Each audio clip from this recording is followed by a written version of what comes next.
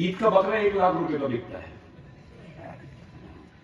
आदिवासी बच्चे की जान की कीमत 35,000 और बकरे की कीमत 1 लाख। आपके जीवन का मूल्यांकन क्या हो गया है? खत्म हो गए। छोटी छोटी लड़ाई में अपना टाइम पास कर रहे हैं। समाज बहुत ऊंची चीज आहे. समाजाशिवाय तुमचे अस्तित्व राहणार नाही. समाज जिवंत राहणार तर तुम्ही जिवंत राहणार. ज्या दिवशी तुमचा समाज समाप्त होऊन जाईल त्या दिवशी तुमचं अस्तित्व राहणार नाही. राघोजी भांगरे समाज के लिए मरे. टंट्यावीर समाज के लिए मरे. बिरसा मुंडा समाज के लिए मरे. ये व्यक्तिवाद, पार्टीवाद, क्षेत्रवाद, पूंजीवाद के बीमारी से बाहर निकलो. संगठनवाद के बीमारी से बाहर निकलो. सही मिशन चलाओ. यही बिरसा ब्रिगेड का मेन उद्देश्य था और इसलिए यह वर्धापन दिवस मनाए. एक तरफ शिवाजी महाराज, छत्रपति शिवाजी महाराज, ये राजकीय शिव है. हमको राज्य में कैसे अपनी पकड़ बनाना है वो छत्रपति शिवाजी महाराज से हम लोग ये करते हैं. एक ये शिव का मामला है और दूसरा आध्यात्मिक शिव का मामला है और दोनों को ब्राह्मणवाद से डर है. शिवाजी महाराज की लड़के की जो सजा है, यानी छत्रपति संभाजी महाराज को जो सजा मिली है, जो उनका इनकाउंटर हुआ है, उस पर सोचो.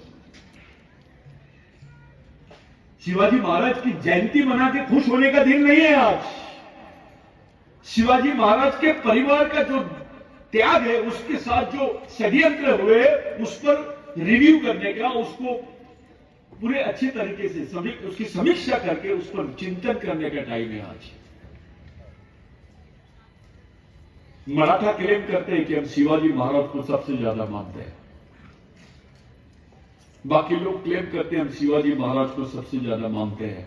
हमने पिछले प्रोग्राम में बोला, हड़कंप मच गया. मैंने बोला शिवाजी महाराज के साथ और उसके परिवार के साथ, उनकी सोच के साथ सबसे ज्यादा ईमानदार अगर कोई कौम थी तो वो आदिवासी थी. इसलिए यह परिणाम दिखता है कि सिमनेरी का किला आदिवासियों का, जमीन आदिवासियों की, सेना आदिवासियों की, राजा शिवाजी. यह उदाहरण देखिए आप. ये किसने किया? ये आदिवासियों ने किया. स्वीकार किया आदिवासियों ने शिवाजी महाराज. लोगों ने तो हिस्सेदारी मांगी है. आदिवासी ने कोई हिस्सेदारी नहीं मांगा शिवाजी महाराज से. और इसलिए शिवाजी महाराज के विचारधारा और संभाजी महाराज की विचारधारा को हम अपना आदर्श समझ के आज के दिन वर्धापन दिवस मनाते हैं. यह है बिरसा ब्रिगेड. एक देश की सांस्कृतिक नई लड़ाई के बारे में हम लोग सोच रहे हैं. एक तरफ कुछ लोग बोल रहे हैं भाई देश धर्म है, धार्मिक राष्ट्र बनाओ. यह सांस्कृतिक राष्ट्र था, है और रहेगा. यहां धर्मनिरपेक्षता थी. सब धर्म के लोग रहते हैं, यहां सब जमात के लोग रहते हैं, सब वंश के लोग रहते हैं. लेकिन इनके अलावा एक ऐसे वंश के भी लोग रहते हैं जिनका यह देश है, जो इस देश के प्रथम नागरिक है. उनका नाम है आदिवासी. क्योंकि जो संस्कृति है ये 10,000 साल पहले से है.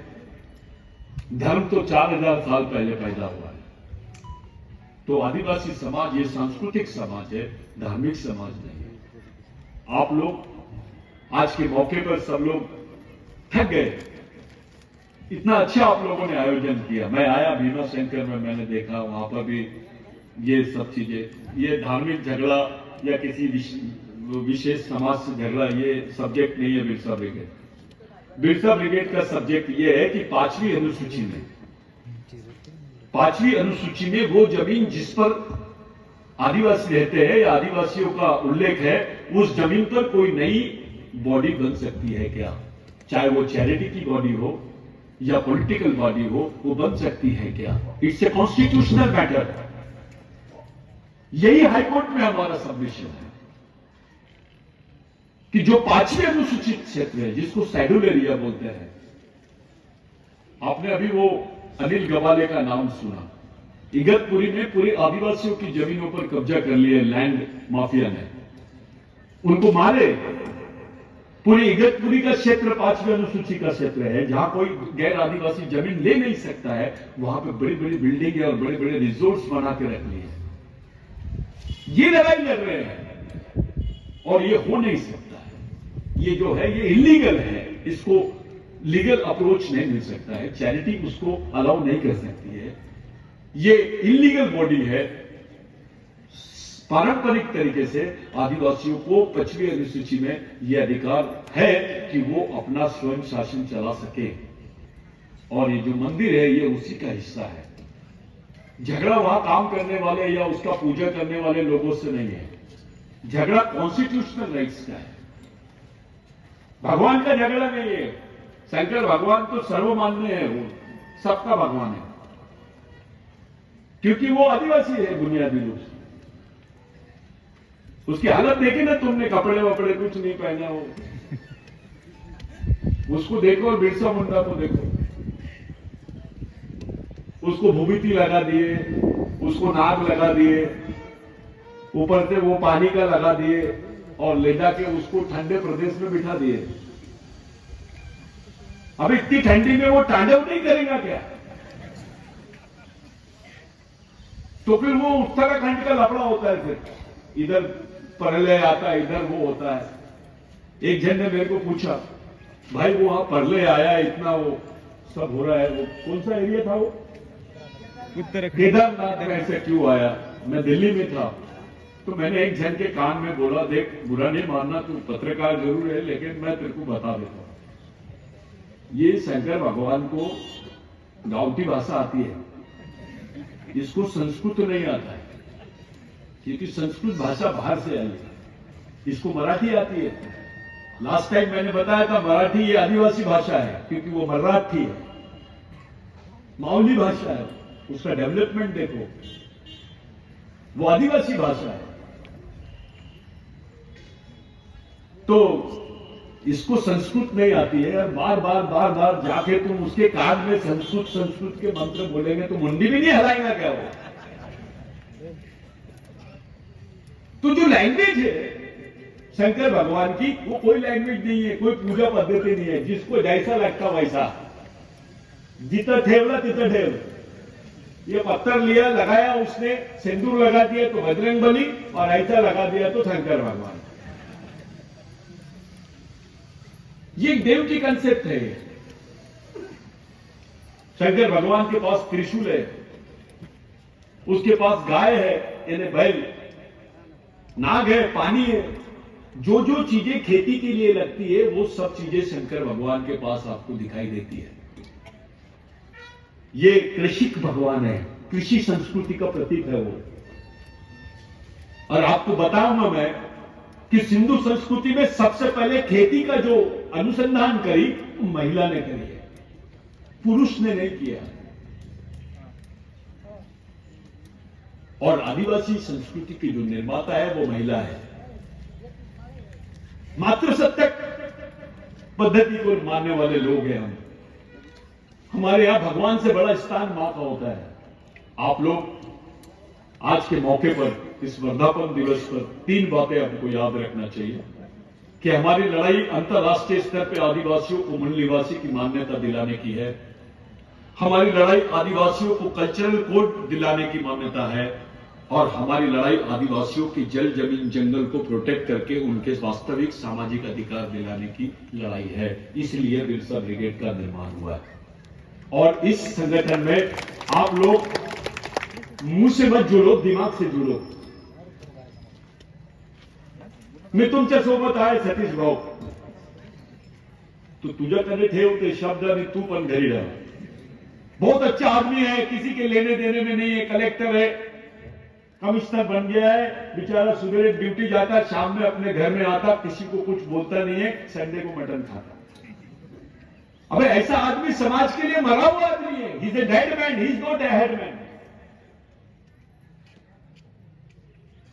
हमको ऐसे लोग तैयार करना है जो समाज के प्रति सोचते रहे। आप समाज के भगवान हो, आप ही समाज के चालक पालक और मालक हो। भगवान नहीं बनाता समाज को, आदमी बनाता है। आज के मौके पर मेरे लिए ये बहुत महत्वपूर्ण है। जीरोड साहब आके गए, बाकी सब लोग हैं, हमारी बहनें हैं, माता है, सब लोग खड़े हैं। ये वर्धापन दिवस एक ऐसी जगह भीमा शंकर में हो रही है, लेकिन एक बात ध्यान में रखना भाई, ये आंदोलन पूरे देश में जाएगा। यहां से ये केवल भीमा शंकर का आंदोलन नहीं है, ये भोला शंकर का आंदोलन है। हमको ये शिव को भी बचाएंगे, हम छत्रपति शिव को भी आदिवासी बचा सकता है, और भोला शिव यानी भोलेनाथ को भी आदिवासी बचा सकता है, कोई दूसरा नहीं बचा सकता। पहचान बदल गई है सब चीजों की, दुकान बना ली है उसको पैसा कमाने की। भगवान यानी बिल्कुल एक इंडस्ट्री नहीं चलती, उतना मंदिर चलता है। वो जो हनुमान जी के यहां घी के लड्डू लाते, वो हनुमान जी खाता है क्या? वो तो पंडित खा लेता है। वो हनुमान जी काला और पंडित गोरा दिखता है, उसकी हालत हनुमान जी से भी ज्यादा टैक हो जाती है। सवाल है, मेहनत करने के बाद भी बेचारे भीख मांग रहे ऐसे लोगों का, और जो मेहनत नहीं कर रहे और पैसा कमा रहे, फूल रहे, उनके बाल बच्चे पूरे फॉरेन में पढ़ रहे हैं। जो मेहनत करने वाले लोग हैं उनका सम्मान होना चाहिए। इस लड़ाई को लड़ने के लिए आपको केवल आदिवासी का ही साथ नहीं होना, आपको सभी धर्म संप्रदाय के लोगों का भी साथ होना। ब्राह्मण भी नहीं छूटेगा इससे। अब तो ब्राह्मण भी बियर बार के सामने चौकीदारी करता है। वो जो आपके सार्वजनिक शौचालय रहते हैं वो ब्राह्मण चला रहा है। जो लड़ाई है, जो बेसिक लड़ाई है, उसकी तरफ आप अपने बाल बच्चों का ध्यान लगाओ। अपनी पढ़ाई, अपने बाल बच्चों की पढ़ाई, अपनी नौकरी, अपना घर, अपना समाज, हर जगह पे एक सामाजिक केंद्र होना चाहिए, एक मिशनरी लेवल का काम होना चाहिए। यही मेरी आप लोगों से विनंती है। मैं बोलूंगा ज्यादा, मैं 5 घंटे भी बोलूंगा तो कम है। मेरी इच्छा ही रहती है कि सबसे बात करते रहो, लेकिन मेरा बड़बड़ करना ज्यादा ठीक नहीं है।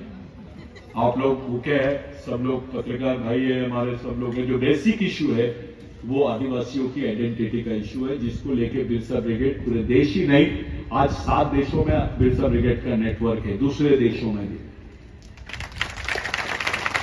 ये संगठन कोई चिल्लर संगठन नहीं है।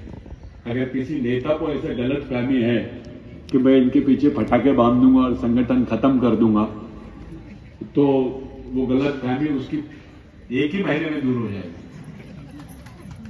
और कोई ऐसा समझ रहा होगा कि आदिवासी को अभी निपटा देंगे, फलाना कर देंगे, तो मारने के पहले मरने का भी डर रहेगा उसको, क्योंकि अब मरता क्या नहीं करता, ऐसी स्थिति में पूरा समाज आ गया।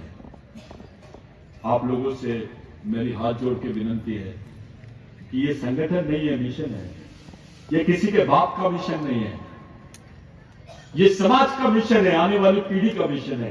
आपको किसी की परमिशन लेके मिशन का काम करने की जरूरत नहीं, आप आज से शुरू कर सकते हैं। आपको आपका समाज का काम करने के लिए कौन रोकेगा भाई? आपको अपने शहीदों का काम करने के लिए कौन रोकेगा भाई? ये मिशन है। हां, इसके सिस्टम के साथ आपको चलना है, और ये मिशन किसी धर्म, संप्रदाय और जाति के खिलाफ में नहीं है। ये संस्कृति, सभ्यता, अधिकार और संविधान के फेवर का मिशन है, समाज के फेवर का मिशन है, समाज को पुनर्निर्माण करने का मिशन है। आज हम लोग इस मिशन के जो मूल तत्व है उसको लेकर अगर आप जीते हैं तो एक मिशनरी जीवन आप लोग जी सकते हैं। इससे कोई रास्ता निकल जाएगा आने वाली पीढ़ी के लिए, नहीं तो कोई रास्ता नहीं बचा है तुम्हारे पास। कितने भी प्रोग्राम ले लो, कितने भी भाषणबाजी कर लो, जब तक कि आपके पास सोशल मिशन नहीं है, आपका बच्चा सुरक्षित नहीं है, आपकी बहन सुरक्षित नहीं है, आपकी मां सुरक्षित नहीं है। मेरा बोलना आपको बुरा लग रहा होगा, लेकिन सच्चाई यही है। ये भूलो मत कि जो फॉरेन में और बाकी लोगों के घरों में जो नंगी औरतों के पोस्टर लगे रहते हैं, वो केवल दूसरों के नहीं, आदिवासियों के हैं। यानी हमारे मां बहनों की जो पोस्टर्स लगे उसको ये लोग संस्कृति बोलते हैं, और इनकी मां बहनें जो नंगा नाच करते हैं उसको सभ्यता बोलते हैं। हमारे लोग गरीबी के कारण बदन पे कपड़े नहीं पहनते, उसको संस्कृति बोलते हैं। इनके पास पैसे रहने के बाद नंगे घूमते हैं, उसको सभ्यता बोलते हैं। ये एंगल हो गया है देखने का। इस सच्चाई को समझते हुए, इस आपके तरफ देखने का जो दृष्टिकोण है उसको समझते हुए आप लोग जागरूक हो जाओ। अगर आप अपने बाल